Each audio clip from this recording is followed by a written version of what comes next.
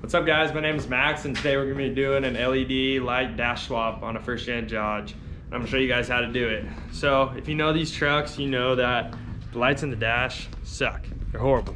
So a lot of guys do LED swaps, and I watched a video by Decent Garage. You should check him out. He does a lot of first gen stuff, and this is no way to diss him or anything. This is just little few things that I learned, and I can hopefully help you guys and get the same thing done to yours. Let's do it. First things first, you're gonna want to grab a nice Phillips screwdriver, pull that bezel out. Here's my compound turbo 06 that I'm also working on right now. Head over this old girl. So here's the truck. It's a 1991 Dodge W250, 5-speed, Getrag 360. Has 180K on it. Found it deep in Oregon, almost in California. Pretty damn straight truck for a first gen. All right, let's get to pulling this thing. All right, so here we are in the truck, and first things first, pull that out so it's not gonna get in the way. So there's Phillips head screws. There's one right up in there. There's one right there. There's one right there, one right there, one right there, and one way down there. So once you pull all those out, I'll show you the next step. All right, got all them bad boys out. Set them somewhere safe. Boom, boom. All right, now here's the tricky part. So these first gen dashes, or the bezel I should say, is kind of tricky because you sound like you're about to break it and then it doesn't break and it comes out. So I've done this probably like way too many times because I've had to redo this whole dash and get everything working. But once you get the hang of it, it's not bad. So I'll do my best to show you guys how I do it. I'm sure there's a lot of other ways to do it, but here you go. So first things first is I like to get down and try to pry this top edge out. Get your fingers under there. Don't push down too much, try to go out. Get your fingers under there, pull down and out. Boom, got that whole top lip loose. One thing to watch out for, it's gonna wanna get caught on your lights right there. So make sure you're clearing that on the way out. So next thing, I like to grab right about here on both sides and try to pry kind of out. Boom, popped. Like I said, that's gonna get in the way. Clear that, clear, clear. Give her a tug. And then she's out, just like that. So next step, there is a red wire plug. You can see it right there. And also there's this interior light. So I did this because mine was unhooked when I bought the truck. So I had to make my own bracket, and it's not connected to that bezel. I think on normal trucks, it is connected to the bezel. So beware of that. This light right here, this little interior light, I had to make my own bracket with that because mine was totally screwed up from the previous owner. So I made that, it's not connected to the bezel. I'd be aware of that on the way out and make sure it doesn't get caught. You might have to undo it, it's probably 2 Phillips. But anyways, so there's a like 10 prong connector right there. You can reach your hand through here and hopefully pull that bad boy out. Maybe I'll go from the top this time.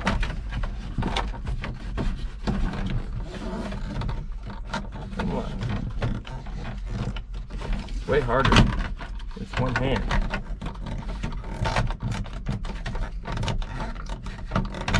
Boom, got that off. There's also a light right behind this 4-wheel drive. You can pop that thing out. That should be the last thing.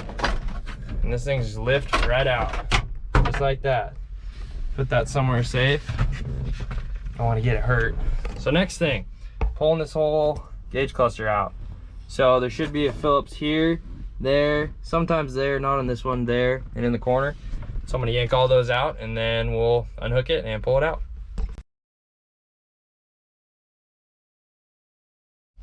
All right, all the screws are out. Boom, boom, boom. And set those in a safe spot. So next step, kind of want to go down and out a little bit. And there's 2 big connectors back here. There's one flat one right there, that guy, and there's one big round one right over there. So you just pull on them, they should come right out, no problem. a little tug. And this one, the round one, has a couple pins missing, at least in mine. And that's how you know how to line it up. And this one's kind of a big L, so it pulls right out. Just those two, and this thing will lift right out. There you go, there's your cluster out. So let's take it to the workbench and get cracking on this thing. All right, got the bad boy on the workbench. So to do the LED lights, what you're gonna do is flip it around, and they're these guys, all these little gray things. And they're pretty simple, they just twist, pop right out, no problem. Oh, they're LEDs already, know it? Yeah. So I already did this. I wanted to make this video just to show how to do it and some things I learned through it. So let's get to that. Okay, so this is what they're actually gonna look like with the little normal bulb in there. And the thing what I did that worked the best is honestly, I just grabbed these things and reamed on them, or like pulled as hard as I could to get them out because they were stuck in there.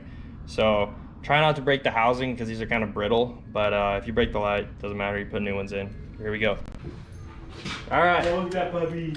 Next step, you're gonna grab some T15s, take this front cover off. So underneath here, there's these little blue caps that turn it blue in here, and I don't know about you guys, I don't want blue.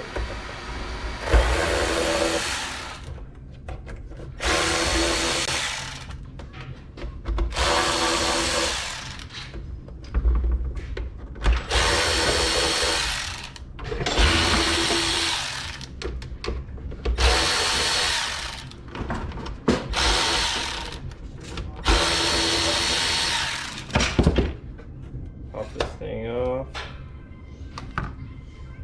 Pop this cover off. All right.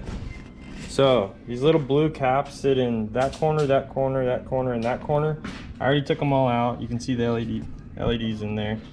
But so this one and this one and this one, I was able to fish out without taking this front cover off. But this one right here, I had to take that and that off. I believe there were like 7 mils or maybe 8. I had to pop this off and it came right off, no problem. And then I fished this thing out and they're all gone.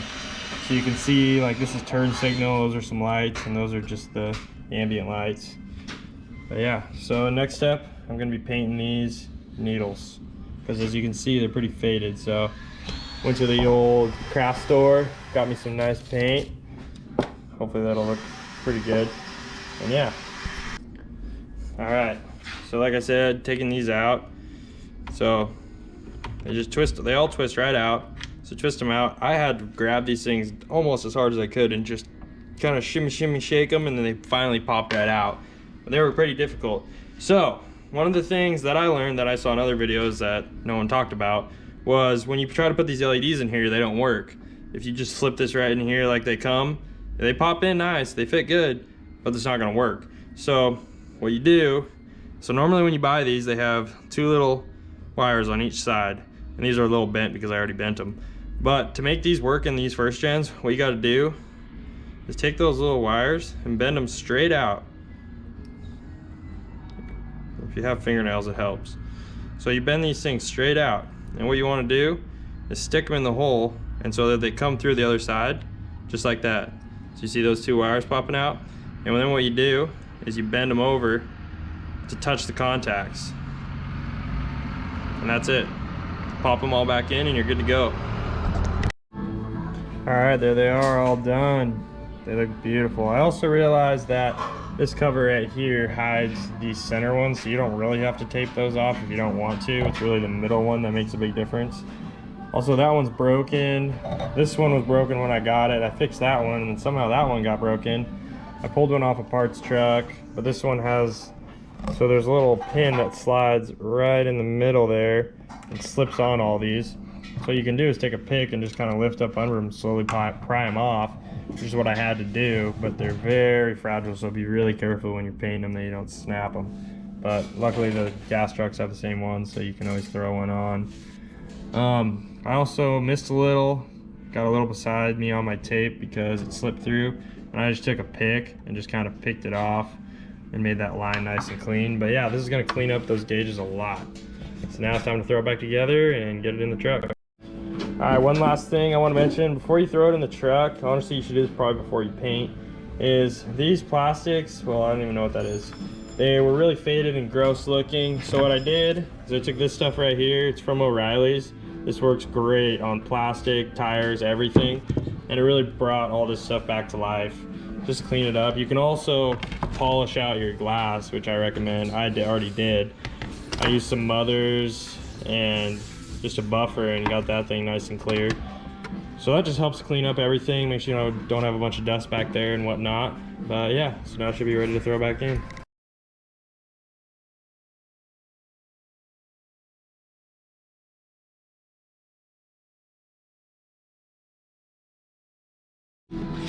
Alright, there it is, all done, nice and painted. I decided to break this one, so now I have to get 2 more, but luckily there's a truck at the junkyard down the road that I'm going to yank it off of, but the orange really makes it pop. It's a lot better. Now time to throw it in. Alright, back in the truck. Time to throw this thing back in. I can't believe I broke one of those again. I have to find 2. Good thing there's parts checks. So yeah.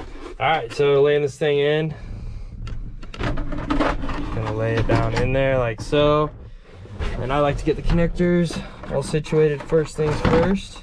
So we'll get that big L one. That one's easy to do. Just line the holes up. Someday. Okay. And the big guy. Like I said, it's missing a couple of the nubs on there. Come here.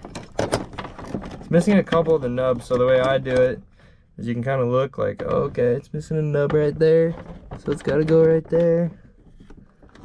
Missing 2 nubs in one spot. Right there. There it goes. Boom. She's on. Set it back in it. Alright, time to throw this bad boy back in. So, got the gauge cluster mounted, just those 4 screws. Line them up, throw them in. And so there's a couple tricks I learned to throwing this thing back in that I'm going to show you guys. So first things first, throw it up in here. Get it so you got enough room to get that circle plug back in here. And this is the same thing as the one on the Speedo. It's missing a couple plugs, so you just got to line those up. And there's also the light for the 4x4. It works best if you go through this side, because the wire's not that long. So get that. You kind of feel it, it'll pop. Boom, back in. So now you kind of got to work it into place. Like I said, it always gets caught on that guy right there. This is really hard with one hand. But there it goes. Press back in. Pop. She's in. All right, almost. What am I caught on? Oh, they like to catch on these guys too, so be aware of that.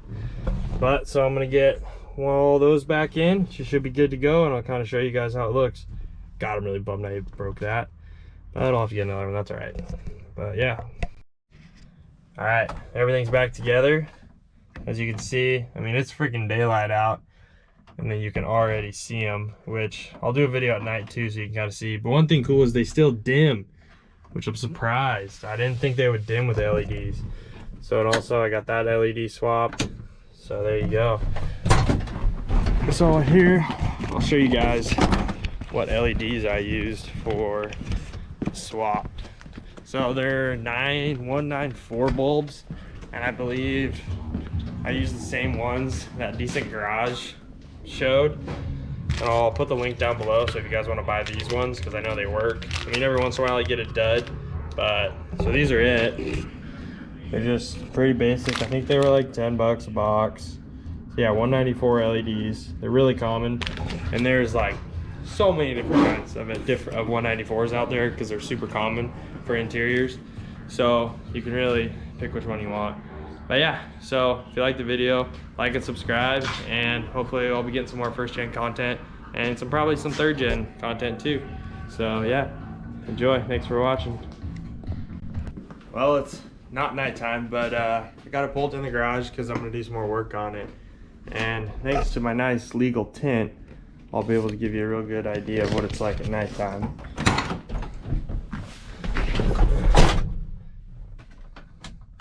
There it is. And before, if you were to take videos of this dash, like the lights wouldn't even freaking show up, and at nighttime it's even better. But I didn't want to wait until nighttime to post the video, so I'm doing it right now. One thing I will say though, so in here, like the turn signals, and I did every LED. They're a little bright at night, but it's not the worst thing in the world. Like if you do your brights, that's an LED too. It does bring it that like new look, but I mean, it's a little on the brighter side. I'm still gonna keep it that way because I like it, but some people that might annoy, so maybe you just do the just the ones that light it up, and you can kind of see which ones those are by looking at the back of it. But yeah, other than that, it's solid. I love it. It's so much better. So enjoy.